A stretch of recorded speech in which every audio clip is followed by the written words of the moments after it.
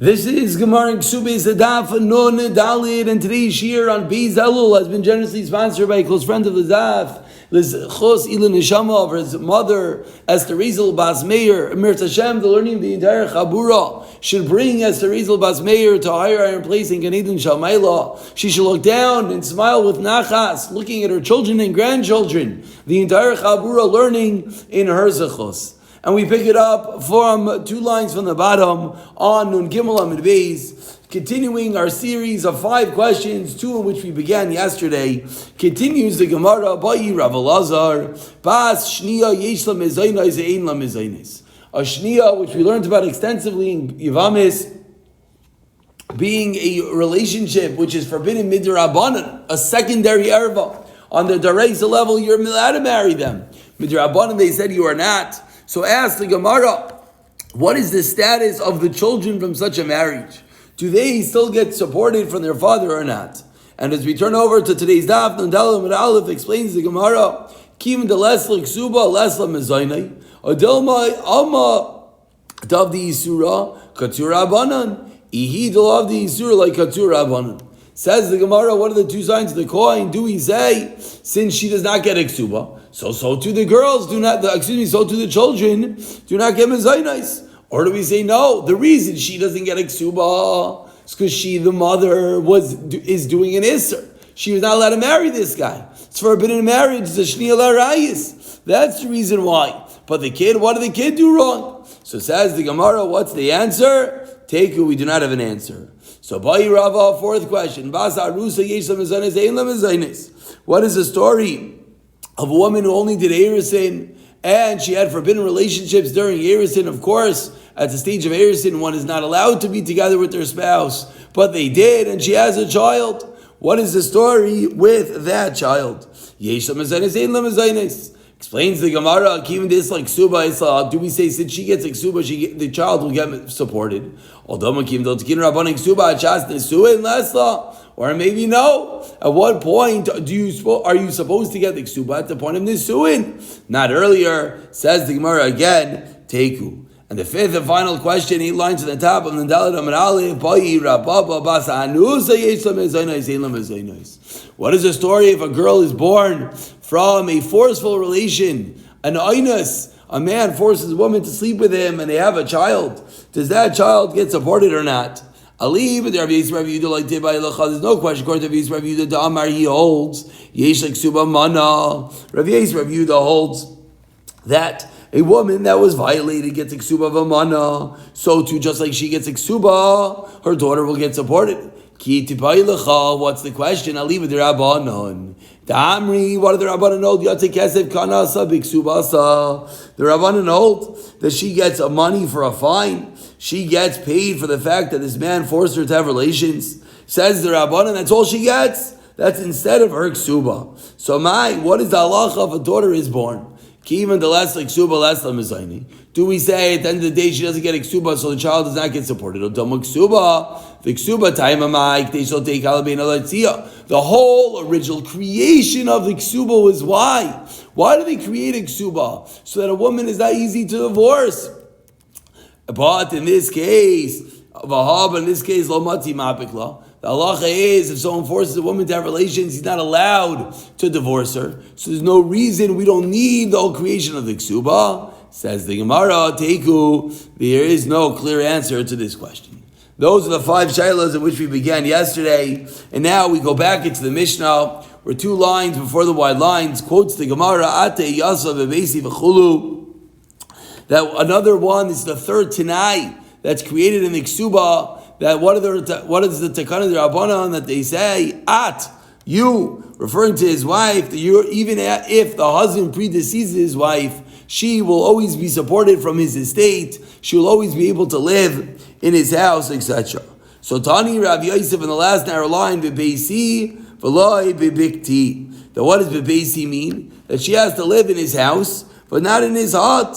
That only if, the Rav Yosef is medayik, that only if the husband has a spacious and nice house, that's when the woman, the widow, will be allowed to live in his house. But if all he has is a hut, then she has to leave so that the Yarshim could live there. Avol mezayna yisla, But says the Gemara, seemingly even if she leaves the house, she always gets support. No, she doesn't even get support. However, that is not the correct halacha. Continues the Gemara.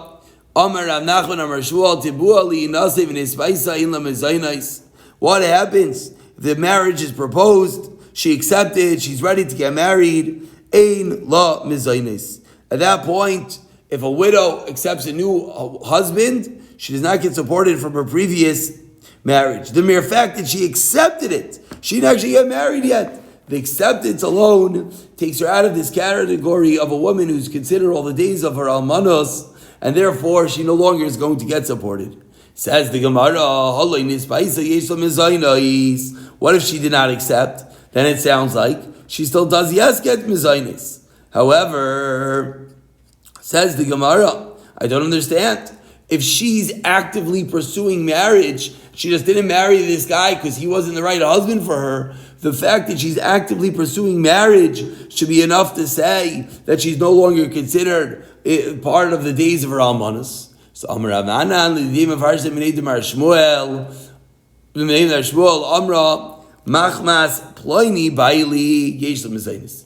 If she says to the new husband, I'm not getting married, you know why? I still have my loyalty to my first husband. I still am mourning his death. So then she still gets supported by his estate. But she says, no, I'm not marrying you because I don't like you. Then it's true, because she's no longer considered to be loyal to her original husband. Therefore, she loses her support. Amar Rav Chisda similarly says, Rav Chisda zinsa, if she is mizaneh, she no longer gets support. Why? Because once she's mizaneh of the same exact svara, it shows that she's no longer attached to her previous husband's estate, and therefore she's not going to get support anymore. Continues the Gemara. Amar Rav Yosef kichla bircha ein la mizaynis. Not only if she was mizaneh, what if she puts on makeup and she goes out? She shows that she's no longer mourning her husband. She's going out, making herself attractive. She as well no longer gets support. Again, so we're seeing over here that the husband, the ex-husband, the dead estate, only has to support her as long as she's mourning his death. But as soon as she's making herself ready to get married, she no longer receives that support. Explains the Gemara, according to Mandam, that says that when does she lose her support? She loses her support when she is mizaneh. Says the Gemara. Similarly, kechlo pircha. Similarly, if she does her makeup, she as well will lose her support. However, Manda Amar kechlo pircha. According to Mandam, that says if she gets made up, avol zinsa isla. But if she's mizaneh, she's still going to get support. Why? Sounds counterintuitive. Being mizaneh is much worse. Says the Gemara, no, because kichlo, pircha, putting on makeup is a voluntary action, not out of any duress. However, if she was mizaneh, my taima yetzer ansa. If she was mizaneh, maybe her yetzer hara got the better of her. There's a man that coerced her into relations, but not necessarily does that show that she's no longer mourning her previous husband. But now, says the Gemara, going back on a lot of the previous halachas, we don't pass like these halachas. Elo. The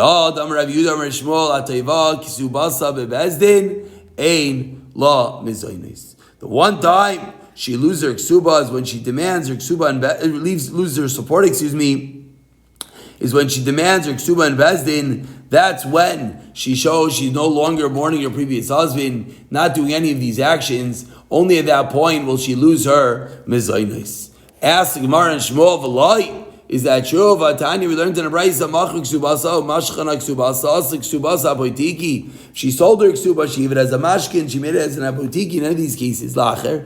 Eilim is zainais. Then she does not have any more support. Honey in. Sounds like only if she did a proactive action with the ksuba, selling it and giving it away, etc. But it sounds like if she just demanded payment, she still should get the support. Explains the Gemara. Honey, these actions that she did, bein bebezdin, bein shloi bebezdin. She sold her ksuba, she gave it away, it's a mashkin, etc. She loses support wherever she did it. But tavas bebezdin, bein shloi bebezdin loy. But if she went through the act of coming to bezdin and asking in bezdin for her ksuba, that is the one time that she'll lose her support. The fact that she went into court and asked for that. Quotes the Gemara at the end of the Mishnah, Kacha Anshi Yushalayim. This is really going to take us closing in on the end of the parak as well. The Anshi Yushalayim, what would they write? As all the things that we spoke about, will support her after he dies, etc. But we said the Anshi Yehuda, what would they write? They would write that you would get living in my house until the Yarshim pay your ksuba. So Itmar says the Gemara, Rav Amar Alachi Kanshi Yehuda, Shmuel Amar Alachi Kanshi Galil, Shmuel Amar Alachi Kanshi Galil. That this machlokes over here. How do we paskin? Do we paskin like Yehuda that she, as soon as the Yarshim say, we don't want to give you any, we want to give you your ksuba, she loses her support, or not? Explains the Gemara, Bavel v'chol parvadia no kirav, nardai v'chol parvadia no kishmuel. A very common occurrence that we see all over Shas, that Nahardai and Bavel followed Shmuel and Rav, respectively. Continues the Gemara with the story. There was a woman of Mechuzah who married a man from Nardai. So Mechuzah is near Bavel. But on the other hand, her husband was from Nardai. So which place does she follow? And her husband dies. So now we want to know, how long does she get supported? Once the Yarshim come and say they want to pay her for Ksuba, do they have to continue supporting her? So Asla Kamei the Rav Shkivan of Rav Nachman Shamei Lekola Debas Mechuzah. So Rav Nachman heard from the way that she was talking, from her call, her accent, he was able to understand that she came from the place called Mechuzah. Amr Lahu. So Rav Nachman said to them, Bavel v'chol parvadia no kirav. Mechuzah is very close to Bavel, and Bavel and all the surrounding cities follow like Rav, and therefore the moment that the Yarshim want to pay her, she loses her support. Amrulei. So those who were there said to Rav Nachman, Valanardai Nesiva. It's true, she's from the place near Bavel, but she married a man from Nardai. Amr Lahu. Rav Nachman said to them, you're right. She married a man from Nardai, then she goes like Nardai. Asked the Gemara about Eicha Nardai, Eicha the Sadi, Kaba the Nardai. How far does Nardai go until the Nardai Kav travels, so you can use the currency of Nardai? Once we're on the topic, Machlekes Rav and Shmuel regarding Suba, Itmar says the Gemara, about 20 lines in the bottom. First line is the Nardai. Almana Rav Amar Shaman Mashalel, Shmuel Amar Ein Shaman Mashalel. Another Machlekes Rav and Shmuel, how do we evaluate with regard to the Ksuba? Do we evaluate her clothing or not?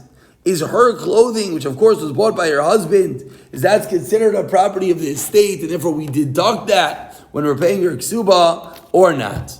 Amar Achiv Ravin v'chilufa belakit.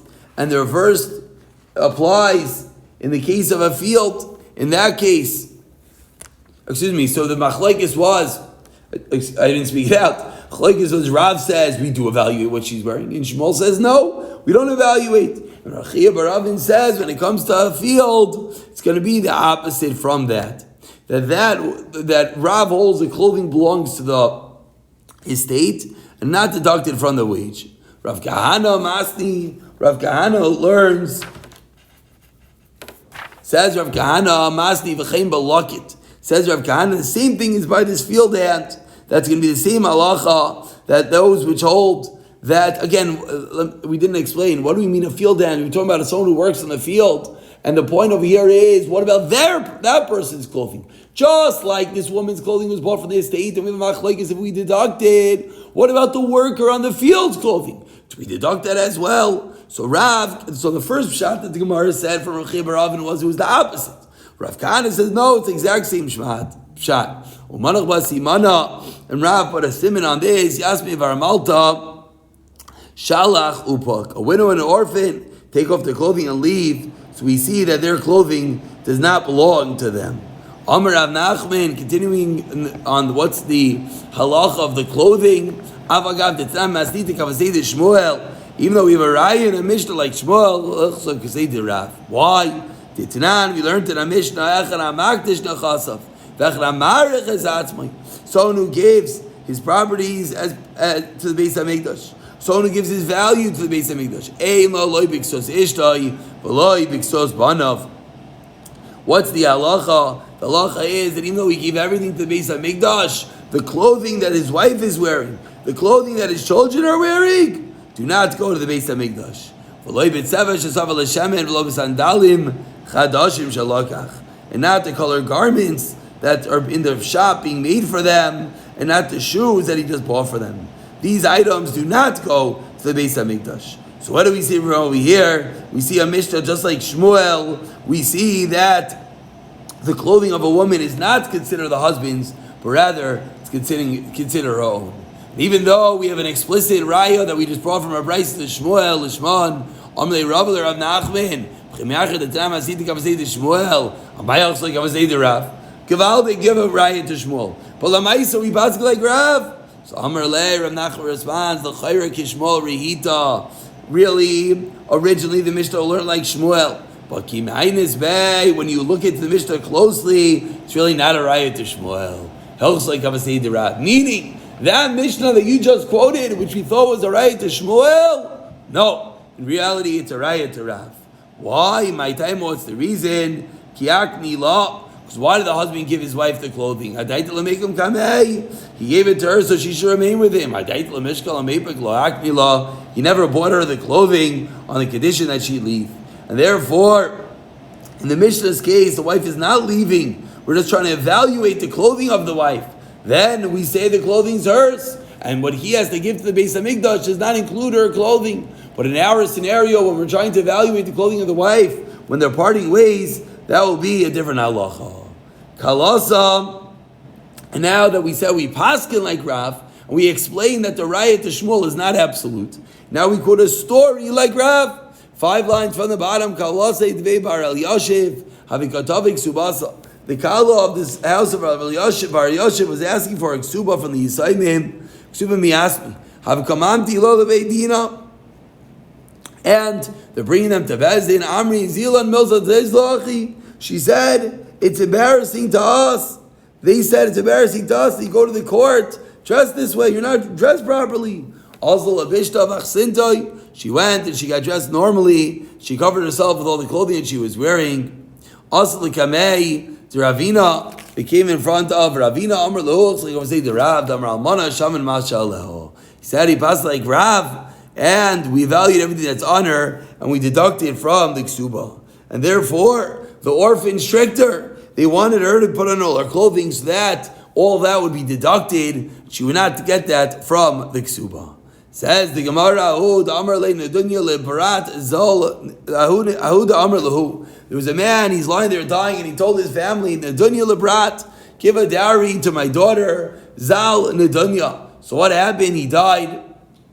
And all the items that he wanted to give as an adunya dropped in value. Amar Ravidi Baravin, says Ravidi Baravin, Purna liyasmi. The prophet is the Yisayimim. The girl does not get the extra. The father said $1,000 and he listed a few items. Now those items are worth less. The girl just gets the items and the extra value goes to the Yisayimim. Ahud Amar Lahu, there was those, again, a man lying in his deathbed and he told his family, as we turn over to as we see the end of the parak in sight, Arba Meya Zuzi min Chamra Lebras. This man said, give 400 zuz of wine as a dowry to my daughter. And what happened? The Akar Chamra. The value of wine went up in value. So now, those bottles are not worth 400 zuz, they're worth, 800 zuz. Amar Rav Yosef, Rav Chali asked me, the Yisayimim get the extra value, and she only gets 400 zuz worth for her nedunya, for her dowry. And Krivi, the Rav Yochanan, another story, Avalei Itza, the relative of Yochanan, Havli Itzas Abba, Tavikom Afsadi Mizayni. What do they have? There was a case of their father's wife was giving away all his money via food. He was using up all his money to buy very expensive food. And the man's lying there dying, and they were afraid that what happened, that the wife would use all the money up buying food. So Asla came to Rabbi Yochanan, came to Rabbi Yochanan, and Amr Lahu. Rabbi Yochanan said, Izilu v'amr le'lavuchan. Rabbi Yochanan said, go and tell your father, he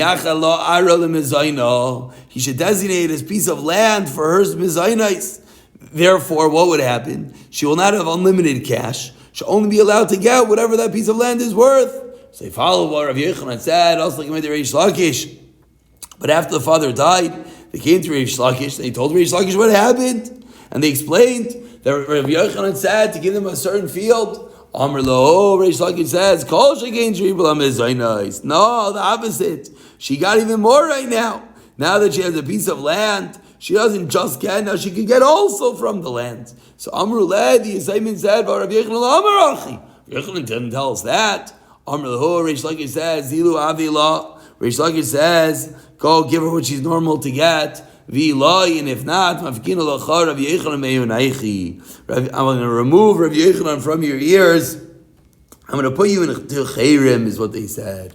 Also, they made Rabbi Yochanan. So they came in front of Rabbi Yochanan. I told Rabbi Yochanan, I don't know what happened over here. You told us to give her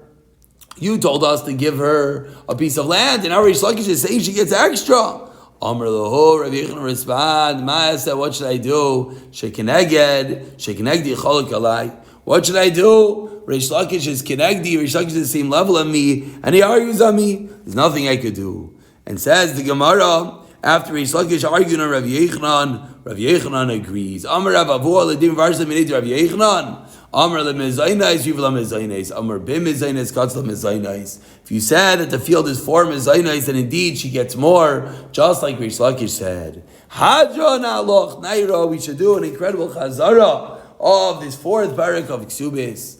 And now we move along and we begin the 5th parak Afal Pi of Kesubos. And today we're just going to begin the Mishnah. Says the Mishnah, Afal Pi sha'amru besula gaiva masayim v'amana mana. Already we know this halacha that a basula, what type of ksuba does she get? 200 zuz.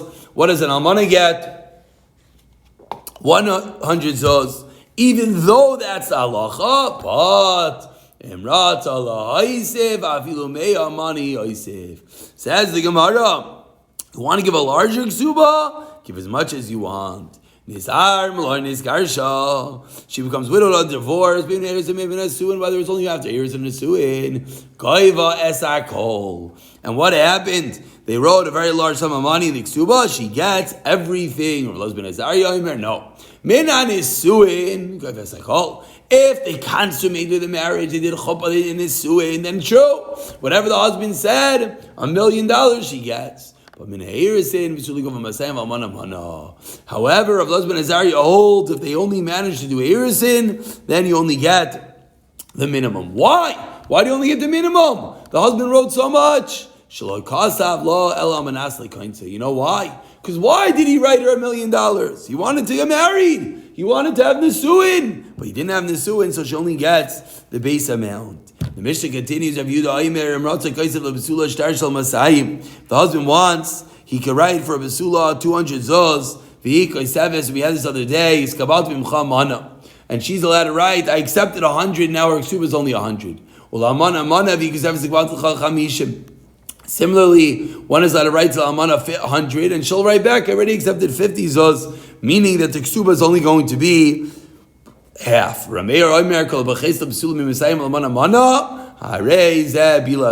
Rameir, no way. If you write anything less than the minimum amount, it's not considered a marriage, and all the relations are going to be zinos. Actually, let's just begin. The first piece of Gemara says the Gemara that the beginning of our Mishnah said, even though you only have to give a base amount of 200 to Psul and 100 to Almana, but you're allowed to add on. Says the Gemara, Pshita, it's obvious.